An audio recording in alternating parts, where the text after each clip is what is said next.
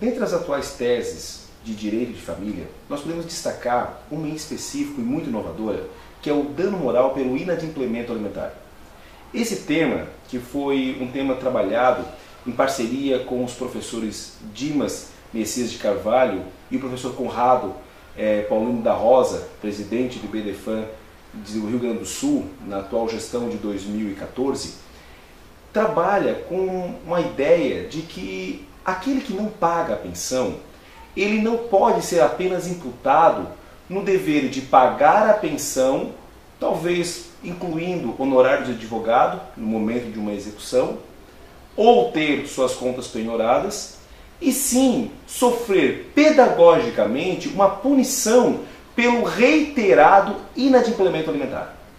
Na Justiça do Trabalho, que nós podemos utilizar como fonte análoga, quando o empregador deixa de pagar as verbas de natureza alimentar, que é o salário, e esse inadimplemento do empregador vir a gerar um dano ao seu empregado, este empregador pode ser processado por danos morais. É um dano reflexo por conta do ato ilícito praticado pelo empregador. O artigo 186 do Código Civil, ele é muito claro ao dizer o que é este ato ilícito. É toda conduta não permitida por lei que gere dano ao outro.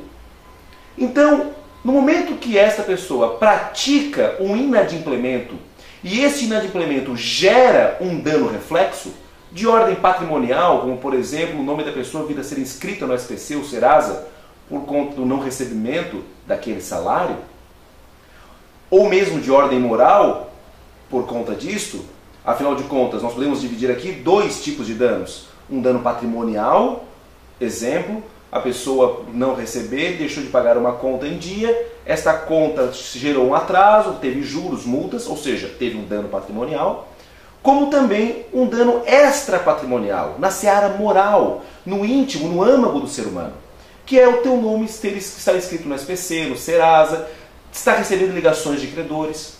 Tudo isso, na Justiça do Trabalho, tem sido objeto de ações de danos materiais e morais, como por exemplo, este julgado que diz o seguinte: dano moral, dispensa indevida, não pagamento dos salários, inclusão do nome do reclamante no cadastro de inadimplentes do SPC Serasa.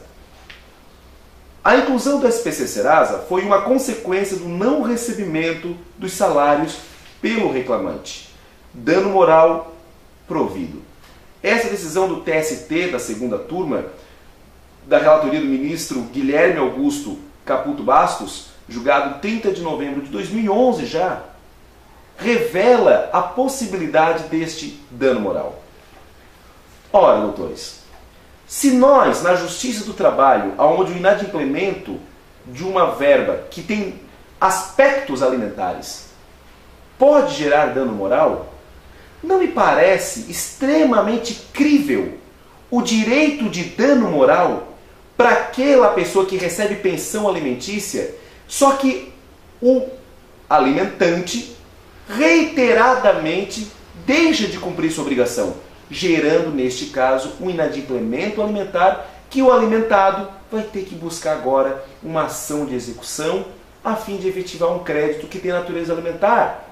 Agora sim, não por analogia, mas na sua essência, a ponto deste inadimplente ser até preso pelo não pagamento.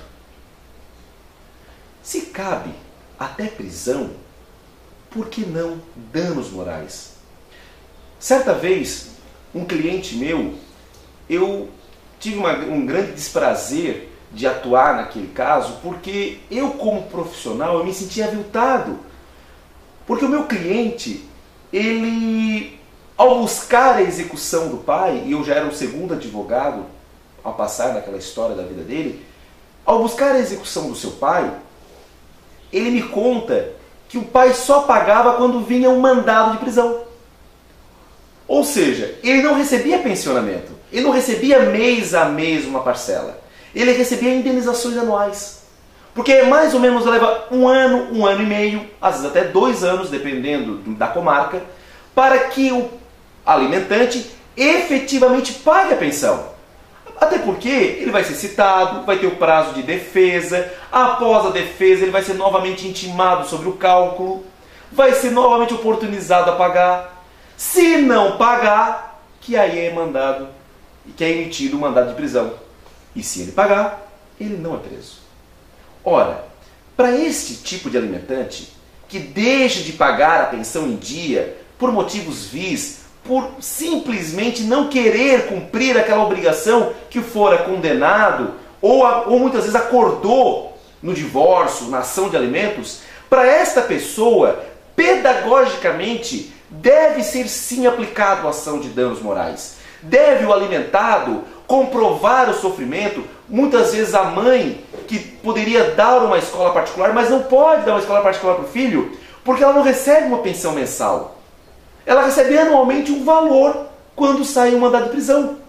Então, por isso, que para estes inadimplentes, o que deve se buscar? Deve-se buscar um dano moral.